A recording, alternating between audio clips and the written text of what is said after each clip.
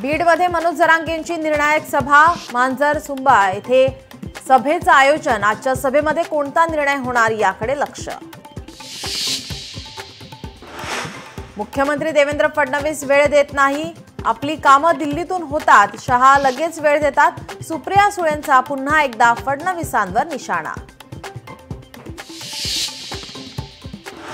मटण खाल्लं तर पाप काय, आपण मटण खातो, आपल्या पांडुरंगाला चालतं। सुप्रिया सुळेंचं वक्तव्य, तर सुळेंच्या वक्तव्याला वारकरी उत्तर देतील, फडणवीसांचं प्रत्युत्तर। रोज बोलतात वोट चोरी झाली, पण त्यांचं डोकंच चोरी झालंय। बिहारमध्ये जाऊन महाराष्ट्राची बदनामी केली, विरोधकांना सुबुद्धी येऊन मुख्यमंत्री फडणवीसांचा विरोधकांवर हल्लाबोल। 5 वर्ष कोणतीही योजना बंद होणार नाही, मुख्यमंत्री फडणवीसांचं लाडक्या बहिणींना आश्वासन। 1 कोटी बहिणींना लखपती बनवण्याचंही ध्येय।